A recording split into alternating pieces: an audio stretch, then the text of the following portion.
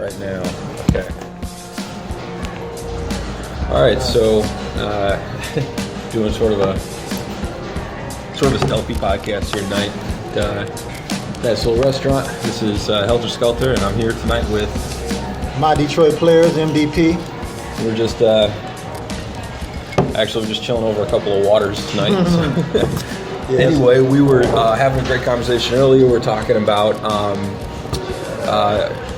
out of the box venues. So like things that you wouldn't normally, go to. So like things that are not just regular bars, wine bars or like museum events and things like that. Then we're also talking about like different types of game options. And I was telling a little bit about my social circle things. But let's go ahead and get started here with MDP, man. Like, what do you think about what are some of the best off the wall kind of like out of the box venues in your opinion?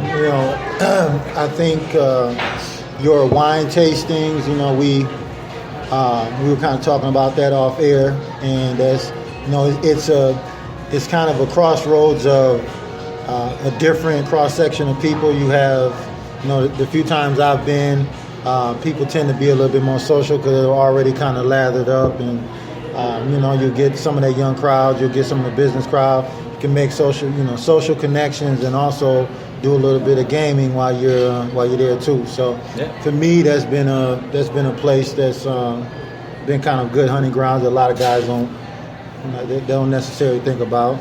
Do you know a lot about wine, or? I'm not an expert by any means, but I can speak Pinot Grigio pretty fluently. So, but no, I'm not an expert. But and that's kind of the fun of it too, because you can go in there. It's kind of like an elderly open type thing where you can ask about these different brands and how does this taste, and it could really. Again, it could really kind of get your social engine turning a little bit for you. So. Well, I mean, not knowing too much about wine, right?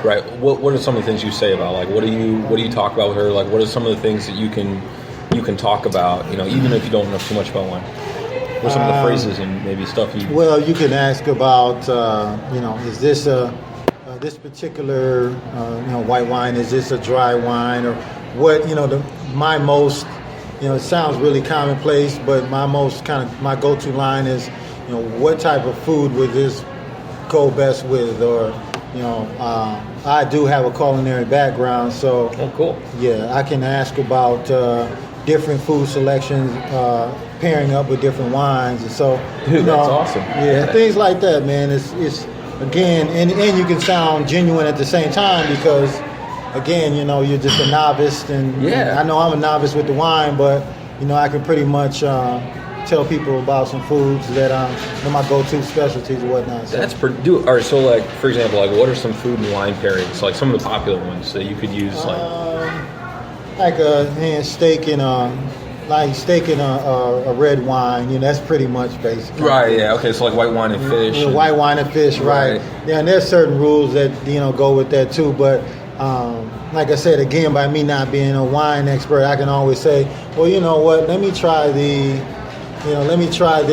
particular Pinot Grigio in this brand or this flavor. They have so many variations. So at the same time, man, you have to really find yourself ease back a little bit because you find yourself getting a little bit kind of intoxicated there, but it's pretty cool, man. It's a pretty cool scene, and like I said, for me, everybody's social. Is naturally, there's no like tight collared people, man. It's just really laid back.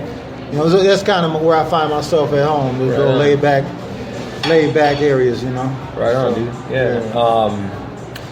I was saying too, networking events. So like if you work in sales or if you work in some kind of thing where you have to, like marketing or something like that, right? You try to find people, recruiting, whatever. Right. I'm a big fan of these networking events. They got wine, they got usually like a nice spread. You can go there and just kind of socialize, and everybody's got a little bit of social lubricant going on. You can also kind of work. You're there for an alternative purpose. So if you're talking to a girl, her guard is down a little bit. Yeah, exactly. And then I think we were talking before too about some of the direct openers. I really like the one that you said, which was what was that one again? Just so you're basically, cute and... yeah. So if it works in different social settings. I think it's been covered somewhat, but you start out as indirect and then you transition into a direct thing. So, I may be asking for directions, or again, in the scenario of a wine bar or wine tasting, can I try a sample of this? How does this taste? And, by the way, I did come over here because I just, thought you were so cute and I didn't want this opportunity, couldn't pass this opportunity up kind of thing, I've done that, handed them a business card and kind of got things kicking off like that. So, again, though, when you're in a place where you're not as knowledgeable about something, you have what we call plausible deniability. Yeah. You can go a long way because that way you can, there's no, as we mentioned, there's no guard up. And so, and basically, like we said, that's kind of the purpose of what we're doing here is a lot of places that guys don't think about to hit. Your music festivals, like we talked about, these places where, and again, it's a low entry point as far as pricing. You guys still doing okay? Yeah. Can I get a Peroni? Yeah. Thanks. I'm good. It's like an Italian Bud Light. Oh, is that right? Okay. See, he's over here. See, he's the expert at okay. So basically we're talking about places that a lot of guys wouldn't necessarily check out because you may not necessarily come to the front of mind to go to even a farmer's market. Sometimes I've been to a farmer's market and run into cute chicks. That's great. Yeah. You're not only there to get your fresh fruits and for your juicing right, and shit like that, but then you can use it as an opportunity to get at some cute girls too. So I think that's one of the cool or the key elements about building a social circle and then also gaming at the same time. Like if you have other objectives, like you're going about your life, right? Yeah. And it just so happens that you find girls that are part of that, or you kind of find ways to bring them through. I think a lot of guys want that to happen, and just sort of maybe assume that it just will happen. Right. But I don't know. So my personal experience, I've been working on this for years, trying to develop a social circle. It's a brutal game because they fall apart all the time. They, they're constantly changing. It's very difficult. But if you're an extrovert, I think, I'm an extrovert, right? So for me, like, I enjoy being part of a group. I enjoy being part of a circle and having multiple circles. Right. So if you're somebody who's like that, then, it works for you. Being part of that game, it's going to be tough. It's going to be tough, but you're going to enjoy it. I think you're going to get a lot out of it. I think earlier when we were talking, you had some great ideas as far as how to navigate your way through these groups and the connector vibe. The connector the whole game. Connector game. Yeah. Can you talk a little bit about that connector game a little bit? Sure, yeah. I thought that was brilliant. I mean, it's in a I guess entry level. It's kind of what we all do, but the way you do it is really. It's kind of brilliant because it allows you to kind of lock a place down. So absolutely. So I started doing this thing where if you're at a networking event or if you wherever you're at, right, wine tasting, the zoo, or like an art event. So I went to this local art show. It was really cool. It was like a modern art exhibit, and they had this. The artist, was there, and we did these things where we incorporated our cell phones into it. Everybody's kind of moving around together. But what I was doing there, and what I've done at other places, is I talked to somebody for a little bit, and then politely excuse myself, and just kind of wander around, look at an exhibit, whatever, go talk to somebody else, right. And then later on, you introduce those two people to each other.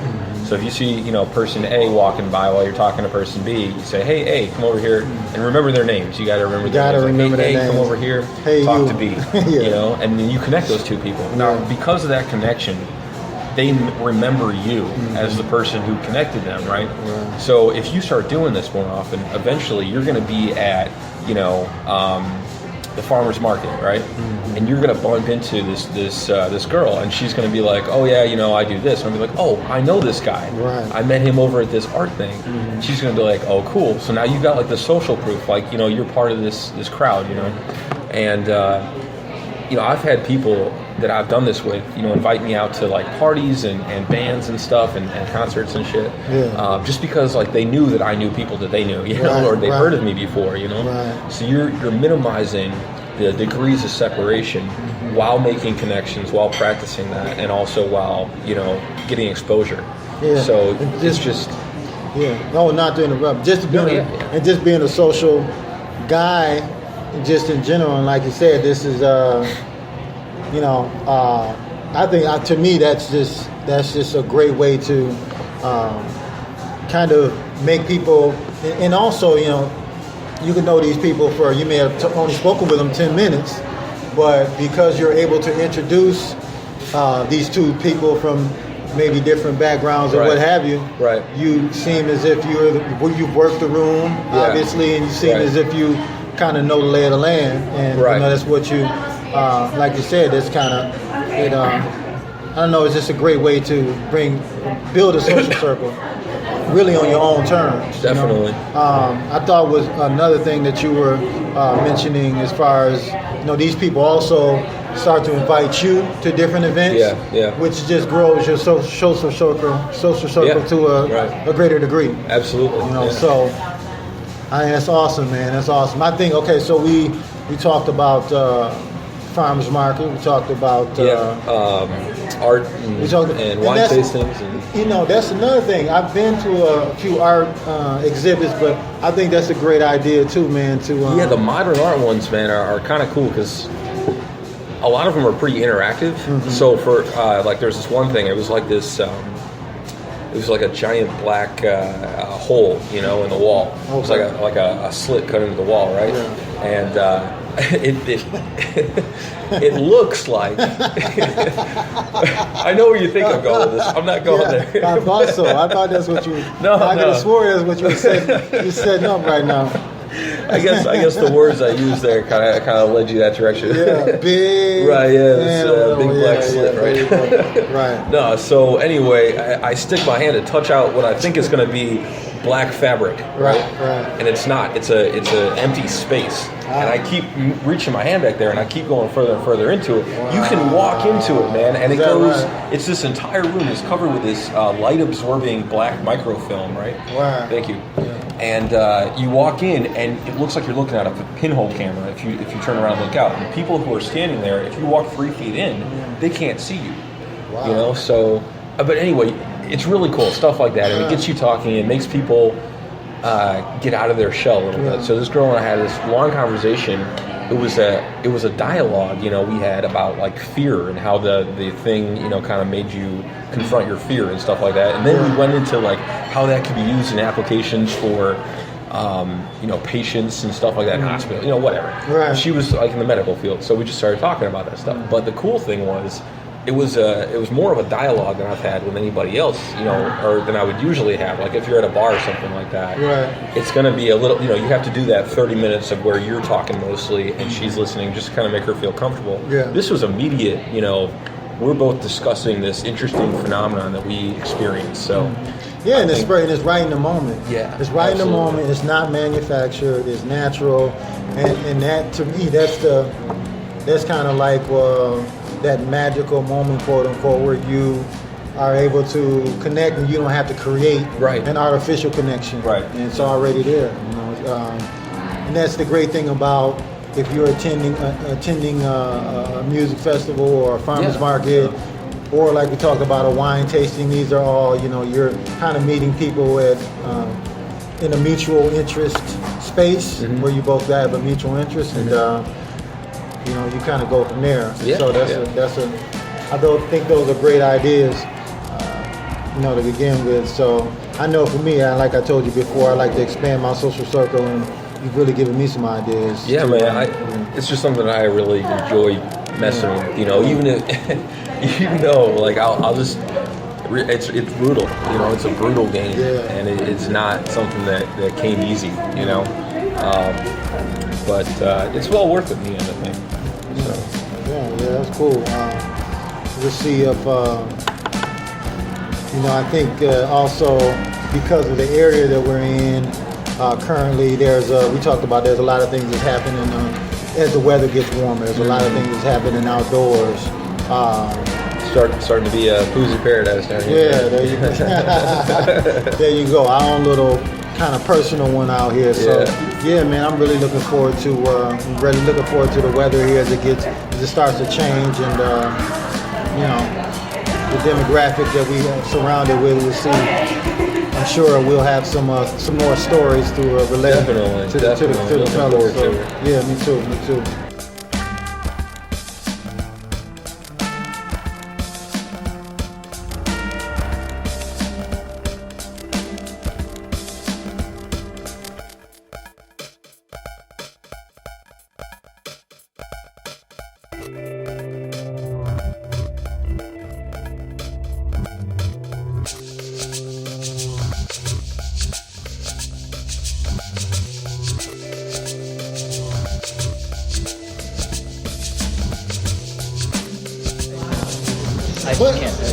You know what? But there's times where I turn indirect. I just go indirect, then I just go hard direct. So like I was telling him, like, maybe asking, I might do an elderly open or ask whatever, or make a comment. Exactly. Now, like, what? The reason why I just had to stop because I thought you were attractive, so I wanted to get.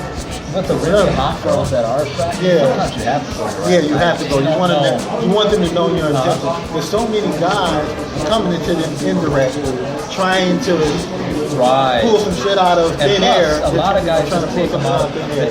Take themselves out of the equation and don't even talk to them. There you go. So the fact that you're doing it and like being Mr. Friendly, so automatically putting themselves in the friend zone. Like, can I help you with that, or Yeah, so, like players like Gio know that better than you gotta. I do. But, he knows like what to say.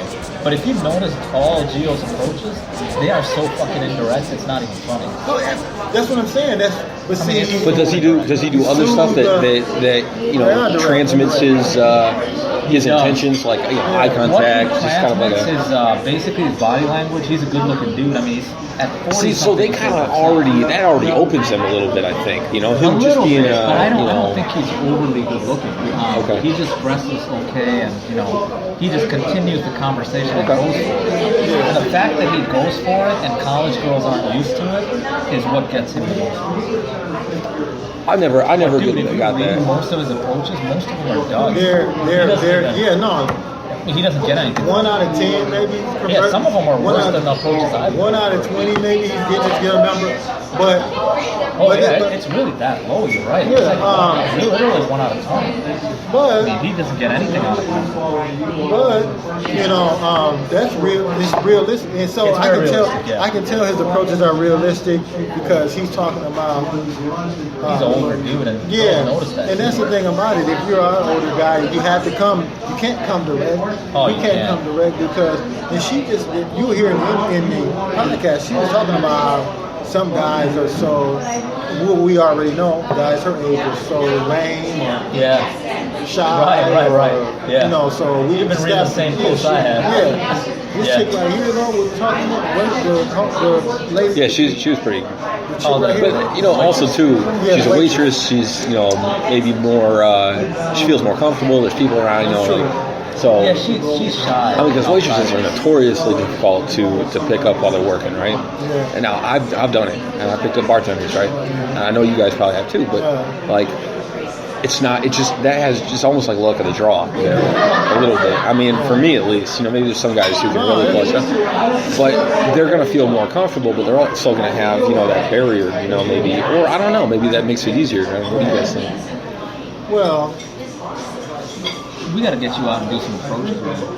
I'll be happy to go out and dig in with you. I'll take you to my social circle and. You know what my goal is right now. If you take me to your social circle, I'll hit on everyone. You know what my goal is. My goal is to rebuild my hair. I would never do that. Because I'm sorry. No, you're not. I was just saying. My goal is to rebuild my harem in the next month, 2 months. Yeah? Really? Yeah, it's 2 months. Rebuild it? No, rebuild it. I had just kind of let it, because I was so busy on other stuff, I just kind of let it come out. Are you talking about from like scratch? Pretty much. That's quite a tall order, man. I don't know. You've had a rotation going too. Yeah, I've had a rotation, and it just until you got the last one fell off. Yeah, and I just kind of, like I said, it's funny. I let it kind of just. Yeah. Because the thing is, like I was saying, I didn't want to do the work to maintain it as much, and I kind of went from hanging out with a couple of them a couple of days, and then it was just one day a week. After two, I just kind of just let it go. And sometimes you just willingly let it go because you don't want to put the effort in. That's kind of how it just collapsed. But now it's kind of like I'm invigorated. The weather, everything's falling into place. I got a nice workout routine going. Oh, nice. I woke up and did 50 push-ups today. Oh, wow. There you go. It wasn't all at once, Cranking but them out. 3 sets, man. Yeah. Well, that's how you have to do it. But I did 50 of them within, like, I don't know, 3 to 5 minutes a span. I've been running on the trail next to my house. No shit. Pretty consistently, yeah. I do like 45 minutes to an hour of running. And the reason I did it was the conversation we had. Really? Yes. Good, dude. That really helped. If it wasn't for that, I probably wouldn't have done it. Actually. I'm so glad to hear that, man. It feels awesome. It really helped, man. That's just sort of like me turning around the stuff Vin Man said to me, man. So. Yeah. No, it really helped. This morning I woke up, I was thinking about our conversation. I said, screw it. My health isn't going to, get any better if I don't do anything about it. Just drop down. We were talking about, like saying like, oh, you need to be like an MMA god next week, like it's not going to happen, just do something at least. Well, see, that's the thing about 50 push-ups every 3 times a week, man. I mean, if I do that, the thing is, if you do that, it's going to make you want to do more stuff. But you don't have to make yourself do it. In fact, make yourself do less. Be like, no, look, I'm only doing 50 push-ups a week, 3 times a week. And that's all I'm going to do, And then eventually, you'll notice, you'll be able to incorporate more stuff. I like that mindset, actually. I like that mindset. I've never thought about it. Because, it's about taking the pressure off yourself. You got pressure coming from work, coming from your family, coming from your personal life. That thing helped a lot. Yeah. That came from Vin Man, man. That was direct from Vin Man. But I had a talk to Vin Man at some point. I had a couple good meetings today, actually, at Walgreens. Well, he's down there with MoMA right now, so you're going to have to wait till he comes back. No shit. Yeah. Yeah, Walgreens did this huge merger with this thing called Boots Alliance in the UK, so they're a big company now. Okay. But they're actually headquartered in Deerfield. So I met